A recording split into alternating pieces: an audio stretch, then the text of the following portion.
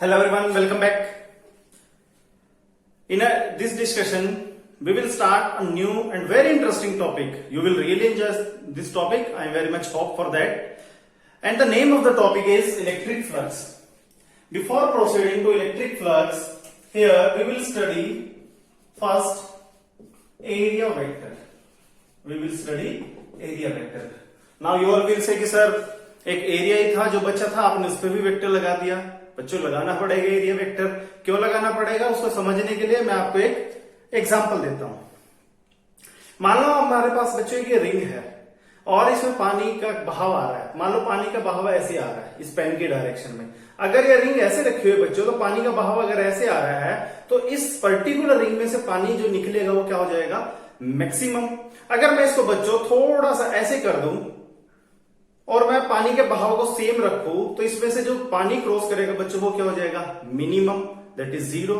तो ऐसी सिचुएशन को ट्रीट करने के लिए हमारे पास क्या है, एरिया की डायरेक्शन इंपॉर्टेंट रोल हो जाएगा.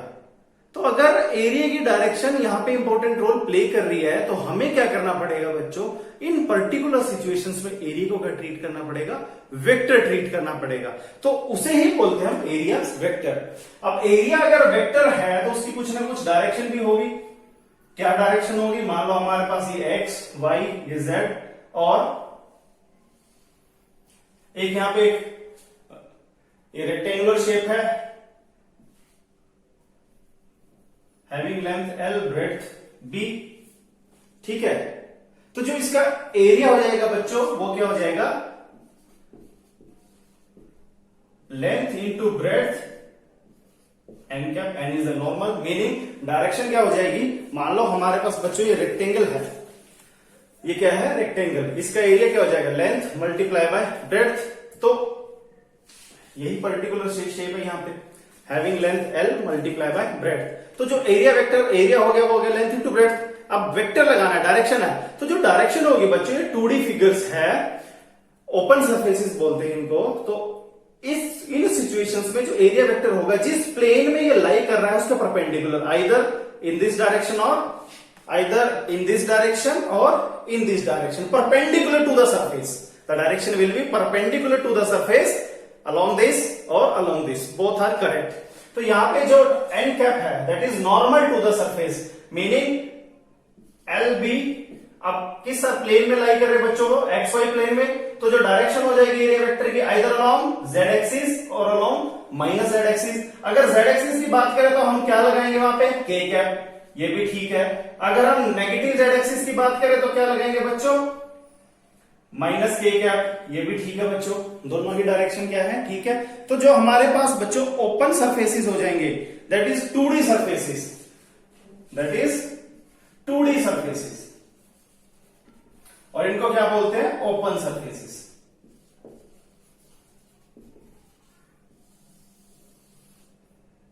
टू डी सरफेसेस और ओपन सरफेसेस. इनमें जो एरिया की डायरेक्शन हो जाएगी that is perpendicular to the plane surface.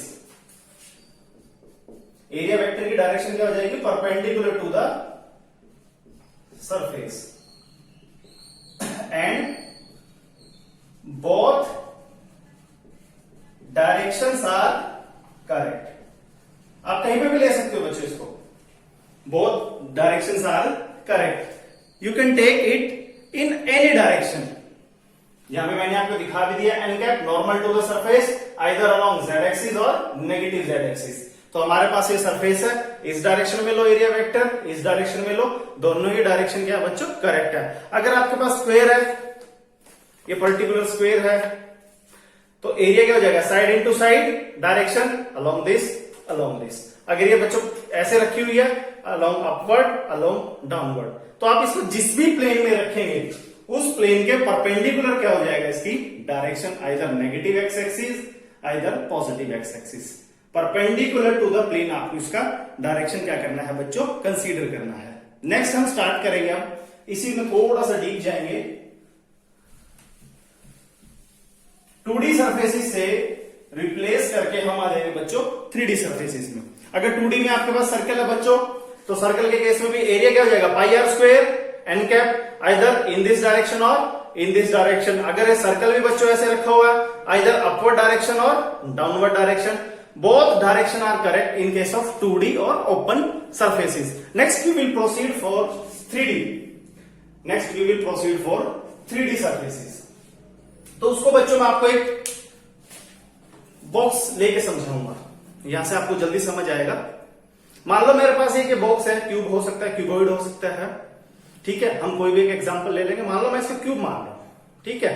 तो इसमें कितने फेस हो जाएंगे? Face number 1, face number 2, face number 3, face number 4, face number 5 towards you, face number 6 towards me. अब बच्चों यहां पे एरिया जो वेक्टर होगा 3D सरफेसेस या फिर क्लोज्ड सरफेसेस, या तो इसको 3D सरफेस बोल दो, क्लोज सरफेस बोल दो। हम क्या करेंगे, इन केसेस में जो एरिया वेक्टर होगा उसकी डायरेक्शन लेंगे परपेंडिकुलर टू द सरफेस। कितने फेस है इसके बच्चों? 6। 1 2 3 4 5 6 फेस है, 6 सरफेस है। किसी भी मान लो मैं इस फेस 1 की ही बात कर रहा हूं, इसका एरिया वेक्टर निकालना है मेरे को। तो एरिया डायरेक्शन क्या हो जाएगी? Perpendicular to the plane but in outward direction only. तो इसका एरिया वेक्टर इधर, इस वाले फेस का एरिया वेक्टर बच्चों इधर, इस वाले फेस का एरिया वेक्टर इधर, इस वाले फेस का एरिया वेक्टर आपकी तरफ, इसके अपोजिट जो फेस है उसका एरिया वेक्टर मेरी तरफ, और जो नीचे फेस है बच्चों उसका फेस एरिया वेक्टर डाउनवर्ड की तरफ। अंदर की तरफ कोई एरिया वेक्टर हम नहीं दिखाएंगे, आउटवर्ड डायरेक्शन में हम क्या करेंगे बच्चों? एरिया वेक्टर दिखाएंगे। जो तो 3D सरफेसेस है जो हमारे पास होंगे बच्चों 3D सरफेसेस, उनके लिए एरिया वेक्टर क्या होंगे? Perpendicular to the surface and normal to the surface but in outward direction. तो एरिया वेक्टर 3D सरफेसेस के लिए 3D सरफेसेस या फिर क्लोज्ड सरफेसेस, या फिर इनको क्या बोलेंगे यहां पे? Closed surfaces. जब एरिया वेक्टर होगा बच्चों that is normal to the surface in outward direction, in outward direction, normal to the surface in outward direction. आप इसको पॉज करके यहां तक उतार लीजिए।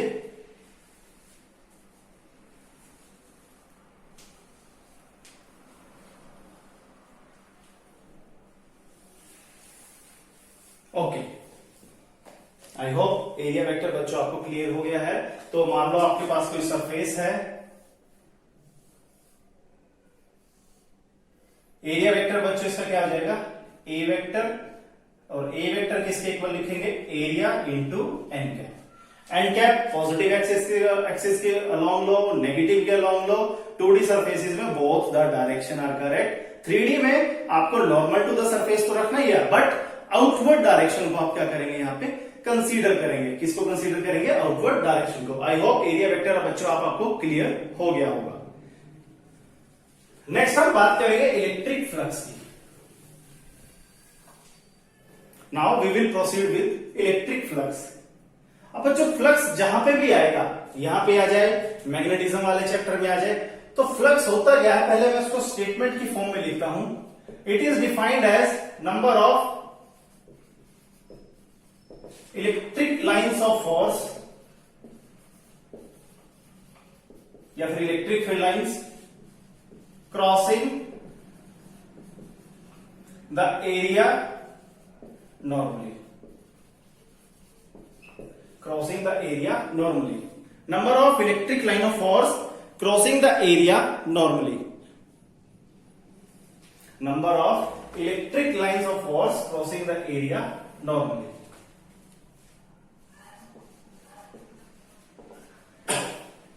Number of electric lines of force crossing the area normally. अब इसको समझने के लिए क्या है? मान लो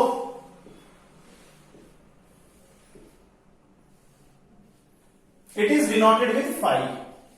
सबस्क्रिप्ट में ए लगा देंगे तो E stand for electric, phi stand for flux, electric flux. Phi E से क्या करेंगे? डिनोट। मान लो यहां पे मैंने एक यूनिफॉर्म इलेक्ट्रिक फील्ड दिखाया बच्चों आपको, ठीक है, और मेरे पास एक सरफेस है, ये है, ये मान लो मेरे पास एक सरफेस है, ये किसी रीजन में ये ऐसे रखा हुआ बच्चों, किसी रीजन में ये ऐसे रखा हुआ, पीछे से इलेक्ट्रिक लाइन ऑफ फोर्स आ रही है, तो इसको क्या करके जाएंगे?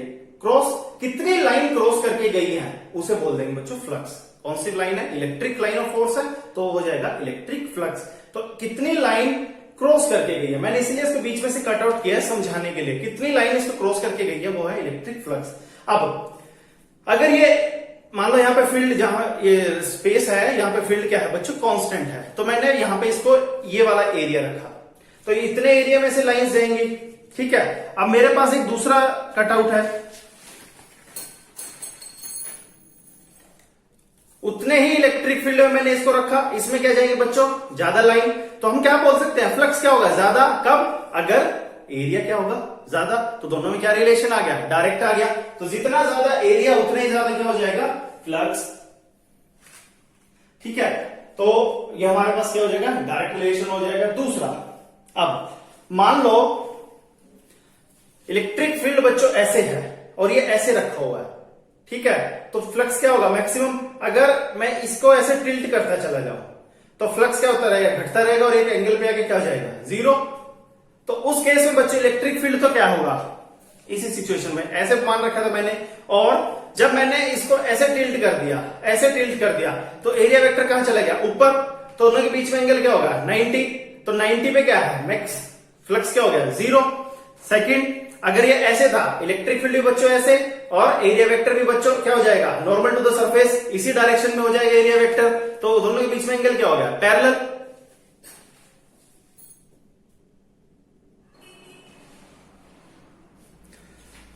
तो अगर इसको मैं ऐसे रख रहा हूं बच्चों तो क्या था? इलेक्ट्रिक फील्ड भी ऐसे, एरिया वेक्टर भी ऐसे, दोनों के बीच में एंगल जीरो, इलेक्ट्रिक फ्लक्स क्या था? मैक्सिमम। तो यहाँ पे क्या रोल प्ले कर रहा है? एंगल भी एक इंपॉर्टेंट रोल प्ले कर रहा है। तो ठीक है, तो हमें सिर्फ कौन सी लाइन को काउंट करना है जो कैसे काउंट पास कर रहे हैं सरफेस को? नॉर्मली पास कर रही है। दूसरा, अगर इलेक्ट्रिक फील्ड ये है, सेकंड केस में बच्चों इलेक्ट्रिक फील्ड मान लो क्या हो गया? फील्ड लाइंस थोड़ा और पास आ गई है,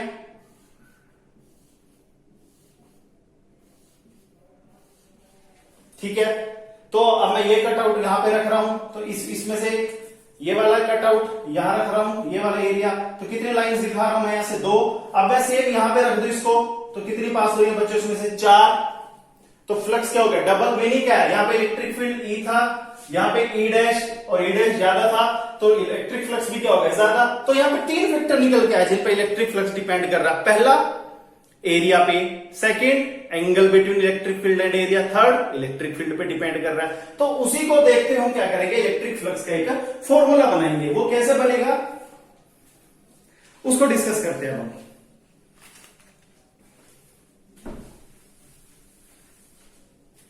मान लो हमारे पास क्या है बच्चों? ये कोई सरफेस है, ठीक है, और ये क्या है? इलेक्ट्रिक फील्ड इसमें से ऐसे क्रॉस हो रहा है, इसमें से बच्चे इलेक्ट्रिक फील्ड क्या हो रहा है? ऐसे क्रॉस हो रहा है, ठीक है। उस इलेक्ट्रिक फील्ड को मैंने बोल दिया है ई। अब यार इस सरफेस से कितना फ्लक्स होगा वो क्या किन फैक्टर्स पे डिपेंड करेगा? इलेक्ट्रिक फील्ड, एरिया और angle between electric field and area vector, ठीक है।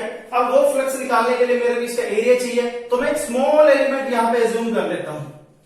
मैं क्या एज्यूम कर रहा हूं यहां पे? स्मॉल एलिमेंट, ठीक है। मान लो ये स्मॉल एलिमेंट ये है बच्चों, ठीक है, समझने के लिए। तो ये ऐसे रखी हुई है शेप, तो एरिया वेक्टर कैसे जाएगा? Normal to the surface. तो मैं क्या करूंगा? यहां पे एक नॉर्मल टू द सरफेस, एक एरिया वेक्टर, स्मॉल एरिया, तो मैं उसको लिख दूंगा बच्चों d s. Clear? Theta is the angle, theta is the angle between electric field and area vector. अब क्रॉसिंग द एरिया नॉर्मली, अब इलेक्ट्रिक फील्ड का कौन सा कंपोनेंट इस सरफेस के नॉर्मल हो जाएगा?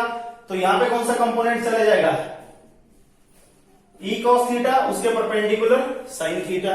अब मान लो ई कॉस थीटा ऐसे आएगा बच्चों, इसके ई साइन थीटा ऊपर, तो ई साइन थीटा की वजह से कोई इलेक्ट्रिक फ्लक्स नहीं होगा, सिर्फ किसकी वजह से बचेगा बच्चों? कॉस की वजह से।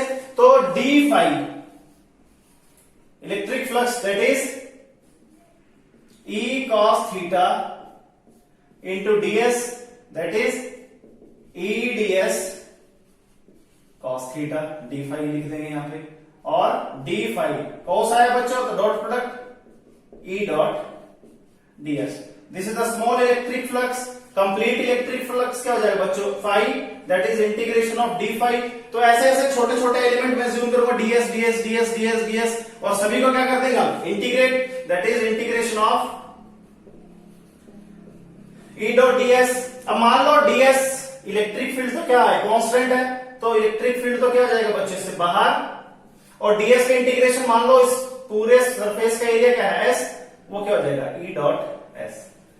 तो अगर इलेक्ट्रिक फील्ड यूनिफॉर्म है तो ई डॉट एस हम क्या करेंगे, फॉर्मूला डायरेक्ट यूज करके क्या निकाल देंगे, फ्लक्स निकाल देंगे। अदरवाइज हम कौन सा फॉर्मूला यूज करेंगे, ये फॉर्मूला यूज करेंगे। अगर फील्ड यूनिफॉर्म है, कांस्टेंट है, तो हम क्या करेंगे बच्चों, ये फॉर्मूला यूज करेंगे। I hope that is clear to you all. मैं दोबारा रिपीट कर रहा हूं, कोई भी सरफेस लो बच्चों, ये रहा सरफेस, ठीक है। अगर ये थोड़ा सा ऐसे रखा हुआ है, ठीक है, थोड़ा सा क्या रखा हुआ है, ऐसे रखा हुआ है, फील्ड इसमें से ऐसे जा रहा है, ठीक है। तो थोड़ा सा टिल्ट होने की वजह से जो एरिया वेक्टर होगा वो थोड़ा सा कैसे चला जाएगा, ऊपर की तरफ ऐसे, और इलेक्ट्रिक फील्ड बच्चों ऐसे। तो इन दोनों में एंगल क्या है बच्चों, थीटा, वो यही थीटा है, ठीक है। तो इलेक्ट्रिक फील्ड का कौन सा कंपोनेंट जाएगा इसके साथ, कॉस थीटा। तो क्या ले लेंगे हम यहाँ पे, cos theta into DS. So this is the electric flux. अब इलेक्ट्रिक फ्लक्स क्या है, डॉट प्रोडक्ट है, तो कैसे फिजिकल क्वांटिटी है, it is a scalar physical quantity, it is a scalar physical quantity, scalar physical quantity है ये। और इसकी यूनिट क्या है, इलेक्ट्रिक फील्ड है, इलेक्ट्रिक फील्ड की यूनिट क्या होती है बच्चों, Newton per coulomb. Electric field unit newton per coulomb, area metre square. तो electric flux, number of lines of force crossing the area normally, crossing the area normally. Second, it is a scalar physical quantity, unit newton per coulomb metre square. I hope that is clear to you all. You can note it down.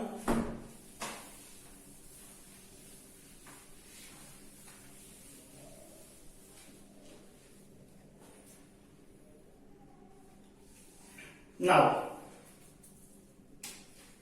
अब मान लो हमारे पास क्या है बच्चों,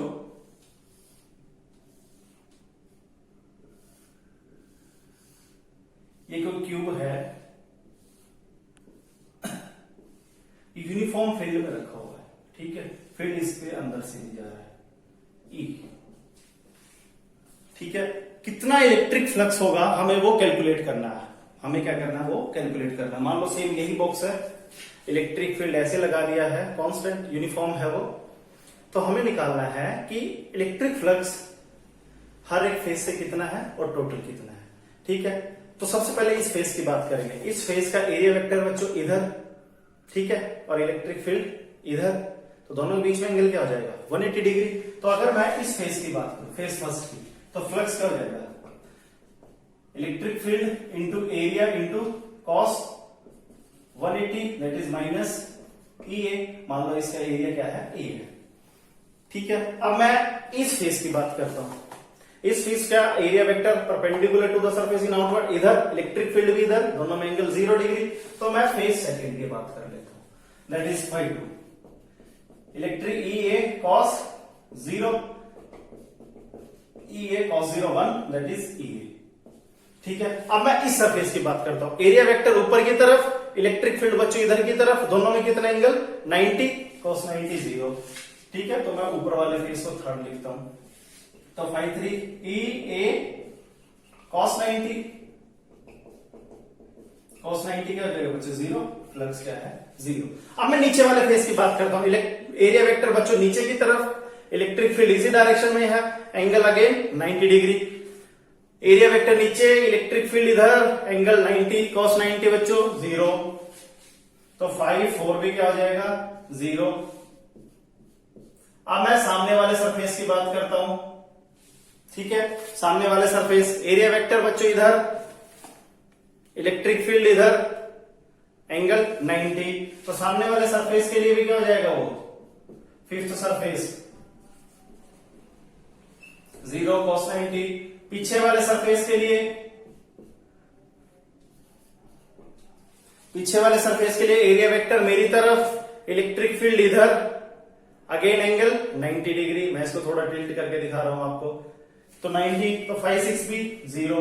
total कर लो बच्चों, 5 total, 5 1 5 2 5 3 5 4 5 5 5 6, सभी को जोड़ेंगे 0 0 0, ये तो 0 हो जाएगा, इसमें से सब्ट्रैक्ट होकर ये भी हो जाएगा 0, तो टोटल भी क्या आएगा 0। तो यूनिफॉर्म इलेक्ट्रिक फील्ड में closed surfaces, uniform electric field में क्लोज्ड सरफेसेस की वजह से इलेक्ट्रिक फील्ड कितना होगा बच्चों 0। I hope that is electric flux होगी, not electric field, electric flux will be 0। अगर ये बॉक्स यूनिफॉर्म इलेक्ट्रिक फील्ड में मैं रख दूं तो कितना इलेक्ट्रिक फ्लक्स होगा, टोटल 0। इस फेज से EA नेगेटिव, इस फेज से EA पॉजिटिव की for electric field in this direction. यहां से 0, यहां से 0, ऊपर से 0, नीचे से 0, टोटल क्या हो जाएगा 0 हो जाएगा। I hope that is clear to you all. कोई भी क्लोज सरफेस लो, स्फीयर लो, सिलेंडर लो, क्यूब लो, क्यूबॉइड लो, if electric field is uniform, the total electric flux from that surface will be 0. I hope that is clear to you.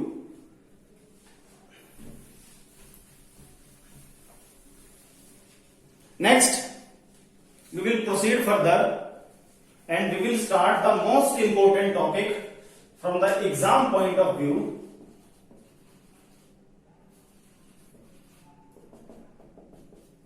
Gauss law. Very, very important from the exam point of view, from the board point of view, it is very, very important. अब जो Gauss law है वो है क्या बच्चों, अभी तक हमने क्या किया है, इलेक्ट्रिक फील्ड निकाला है पॉइंट चार्जेस के लिए, ठीक है। तो उसके लिए तो हमारे पास डायरेक्ट फॉर्मूला है KQ/R²। But if we have a charge distribution, if we have a charge distribution, मान लो मेरे पास ये पेन आ गया, इसके ऊपर चार्ज डिस्ट्रीब्यूट कर दिया, ठीक है, ये सिलिंड्रिकल एक रोड है, इस पे चार्ज डिस्ट्रीब्यूट कर दिया, किसी पॉइंट यहां पे इलेक्ट्रिक फील्ड निकालना, तो I can not use KQ/R²। तो वहां पे क्या यूज करेंगे, हमें Gauss law यूज करेंगे। तो whenever there is a distribution of charge, we will proceed with Gauss law। अब Gauss law है क्या, उसकी मैं सबसे पहले आपको डेफिनेशन लिख के बताता हूं, फिर हम इसको समझेंगे है क्या। According to this,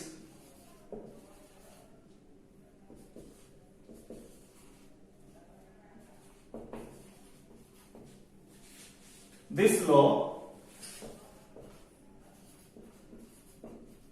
the electric flux from a closed surface enclosing a charge Q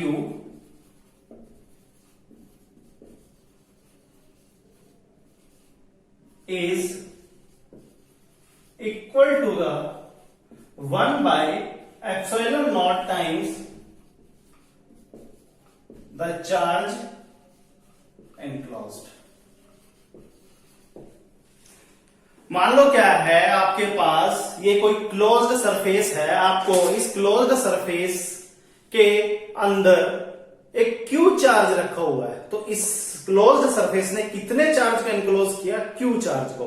तो इस चार्ज की वजह से इस जो क्लोज्ड सरफेस से फ्लक्स निकलेगा, electric flux, that is equal to the Q/epsilon naught। So they here phi is equal to Q, और चार्ज लेना कौन सा बच्चों सबसे important, enclosed by epsilon naught, Q/epsilon naught। तो किसी भी क्लोज्ड सरफेस से, ये क्लोज सरफेस है, क्यूब, क्यूबॉइड, सिलेंडर, कोन, अगर उसने Q चार्ज को एनक्लोज किया है तो कितना इलेक्ट्रिक फ्लक्स हो जाएगा, Q/epsilon naught।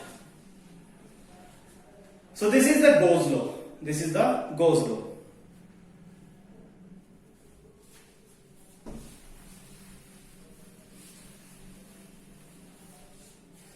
मान लो हमारे पास क्या है बच्चों,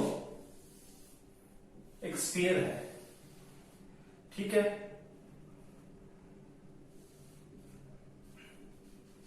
हैविंग रेडियस R, एक स्फीयर है ये, इस स्फीयर पे एक सेंटर पे, ओ सेंटर पे मैंने एक चार्ज रख दिया Q, ठीक है।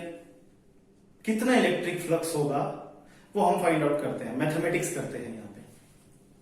अब स्फीयर से फ्लक्स निकालना है तो क्या हो जाएगा, स्फीयर है ये, सेंटर पे चार्ज Q है, कितना फ्लक्स रिलीज हो रहा है, मैथमेटिक्स करेंगे।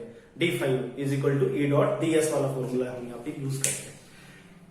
तो हमें क्या करना पड़ेगा, इसमें छोटे छोटे मैं क्या करता हूँ, सरफेस एरिया जूम करता हूँ। तो इलेक्ट्रिक फील्ड अंदर चार्ज पॉजिटिव है मान लो, तो इलेक्ट्रिक फील्ड एक डायरेक्शन में ऐसे निकल रहा होगा बाहर की तरफ, नीचे ऐसे निकल रहा होगा, इधर आपकी तरफ आ रहा होगा। आप किसी भी छोटे से ds पे इलेक्ट्रिक फील्ड बाहर की तरफ, उस छोटे से ds का एरिया वेक्टर भी बच्चों उसी के पैरेलल, दोनों के बीच में हर एक पॉइंट पे एंगल क्या आएगा, 0 डिग्री आएगा।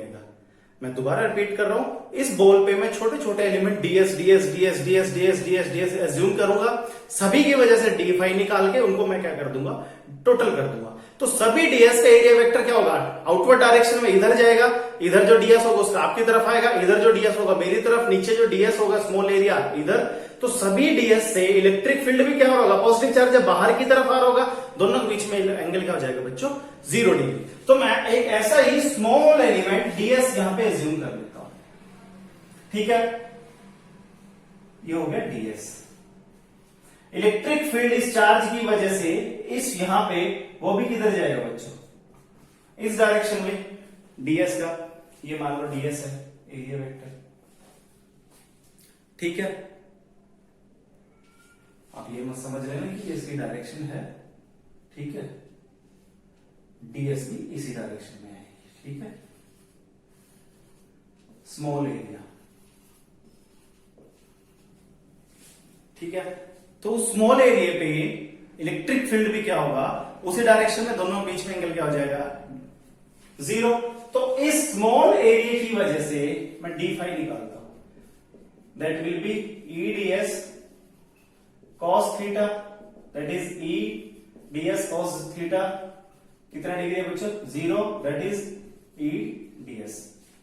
अब यहां पे इस चार्ज की वजह से कितना इलेक्ट्रिक फील्ड हो जाएगा, पॉइंट चार्ज है तो electric field 1/4 pi epsilon naught q by radius क्या है, r स्क्वायर ds। ये आ गया स्मॉल इलेक्ट्रिक फील्ड। ऐसे ही एक ds यहां पे ज्यूम करेंगे हम, उसकी वजह से इलेक्ट्रिक फील्ड इधर और ds क्या हो जाएगा इधर, 0। ऐसे ही एक ds बच्चों मैं यहां ज्यूम करूंगा, इलेक्ट्रिक फील्ड इधर, ds भी उसी की डायरेक्शन में। तो ऐसे मैं बहुत सारे ds ज्यूम करूंगा।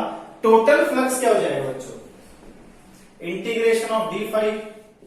अब इंटीग्रेशन का ये वैल्यू पुट करेंगे तो सारे के सारे क्या है, कांस्टेंट, इंटीग्रेशन से बाहर 1/4 pi epsilon naught q by r square into ds। इसके सभी ds को ऐड करेंगे क्या मिलेगा बच्चों, इसका एरिया स्फीयर का एरिया क्या होता है 4 पाई r स्क्वायर, तो 4 पाई r स्क्वायर लिख देंगे ds को।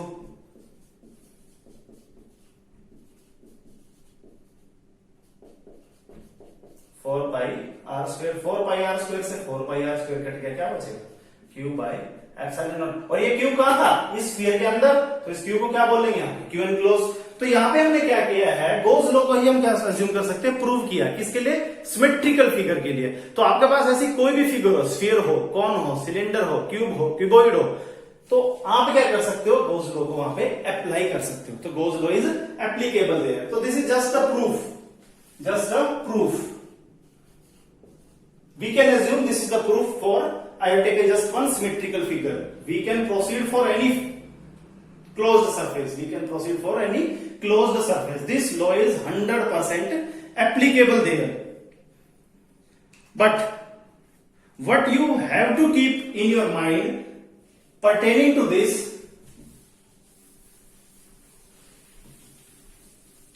first, मान लो ये कोई सरफेस है बच्चों, ठीक है, यहां चार्ज रखा हुआ है क्यों, इस पर्टिकुलर क्लोज सरफेस से कितना फ्लक्स आएगा, दैट इज फाई, और वो क्या आएगा बच्चों, 0। क्योंकि जो चार्ज क्यू है वो क्लोज सरफेस ने एनक्लोज नहीं किया हुआ है, और क्लोज सरफेस के क्या है, बाहर की तरफ है, ठीक है। तो इसकी जो मैथमेटिक्स करेंगे, मान लो यहां पे ds एज्यूम करेंगे, मान लो इसकी वजह से बच्चों इलेक्ट्रिक फील्ड इधर, एरिया वेक्टर इधर 180 डिग्री, इस पॉइंट पे ds करेंगे बच्चों, इधर इलेक्ट्रिक फील्ड किधर है बच्चों, उधर, इधर क्या हो जाएगा, एरिया वेक्टर भी उधर, इलेक्ट्रिक फील्ड भी उधर, तो ये नेगेटिव ये पॉजिटिव, कुछ ऐड करके क्या हो जाएगा, कुछ जीरो हो जाएगा। हाँ, वो बात अलग है कि यहाँ के इलेक्ट्रिक फील्ड और यहाँ के इलेक्ट्रिक फील्ड सेम नहीं होगा, बट फिर भी अगर इसकी मैथमेटिक्स करेंगे वो सब क्या हो जाएगा, ऐड होके जीरो हो जाएगा। सेकेंड पॉइंट,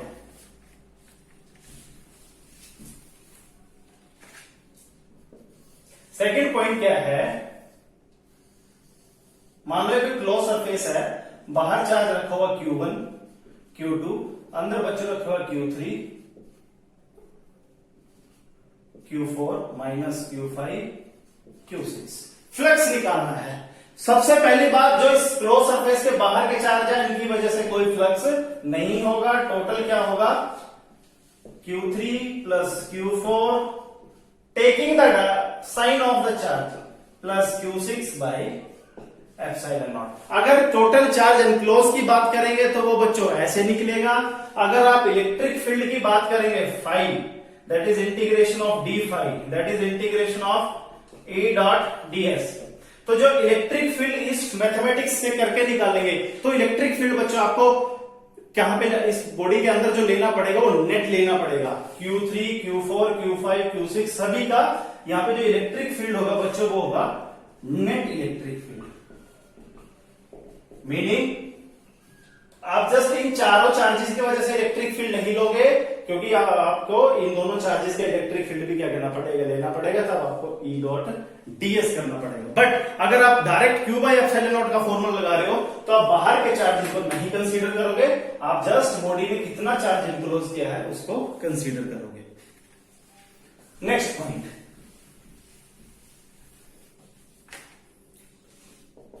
मान लो आपके पास क्या है बच्चों, कोई एनक्लोज्ड, कोई क्लोज सरफेस है, मान लो क्यूब है, क्यूबॉइड है, कुछ भी हो सकता है क्लोज सरफेस।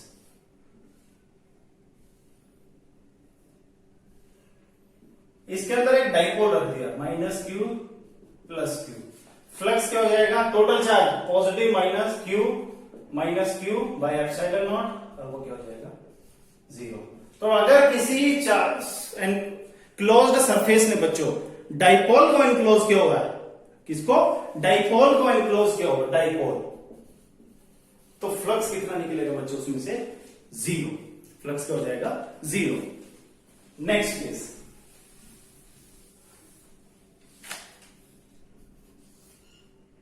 मान लो ये क्यूब है, क्यूबॉइड है,